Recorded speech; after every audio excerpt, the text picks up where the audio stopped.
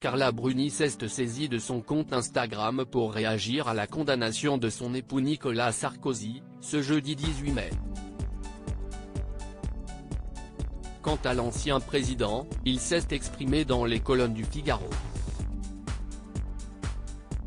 Condamné en appel à Paris à 3 ans d'emprisonnement dont un an ferme à exécuter sous bracelet électronique pour corruption et trafic d'influence, le 17 mai, Nicolas Sarkozy a formé un pourvoi en cassation dans la foulée, comme annoncé par son avocate Jacqueline Lafont. Ce vendredi 19 mai, l'ancien président de la République s'exprime dans le Figaro sur le sujet, et peut compter sur son épouse Carla Bruni pour le soutenir à sa façon après la condamnation, et si est très piquant. Si est sur Instagram que la chanteuse et mannequin a décidé de se laisser aller à un commentaire sur l'affaire.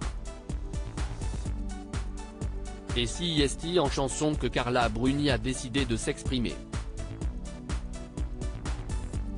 Tout le monde se précipite hors d'atteinte du Saint-Jean-Rut, sauf une vieille décrépite, et un jeune juge en bois brut, voyant que tout se dérobe le cadre humain accéléra, son dandinement vers les robes, de la vieille et du magistrat.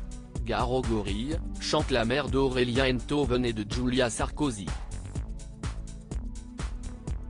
Guitare à la main, elle fait face à la caméra de son téléphone, souriante et piquante, en reprenant ce tube de Georges Brassens, Le Gorille.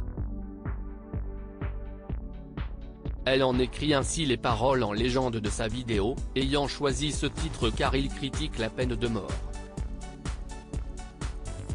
Merci Georges Brassens, écrit Carla Bruni à la fin des paroles.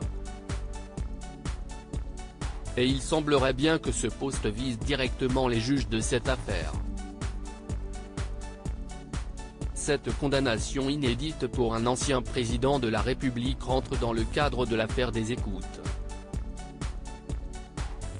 La Cour d'appel a également prononcé une interdiction des droits civiques de 3 ans pour Nicolas Sarkozy, ce qui le rend ainsi inéligible, et à ses côtés, son avocat Thierry Herzog ainsi que l'ancien haut magistrat Gilbert Azibert ont eux aussi été condamnés.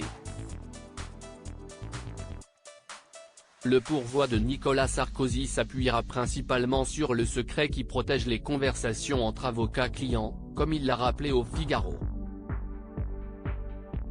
Mes sentiments, je les garde pour moi et pour ma famille, affirme l'ancien président à nos confrères. La question posée n'est pas de savoir si on m'aime ou si on ne m'aime pas, mais de savoir si le droit a été respecté, ou si la seule chose qui compte est qu'une institution couvre des comportements inacceptables dans le seul but de ne pas se désavouer.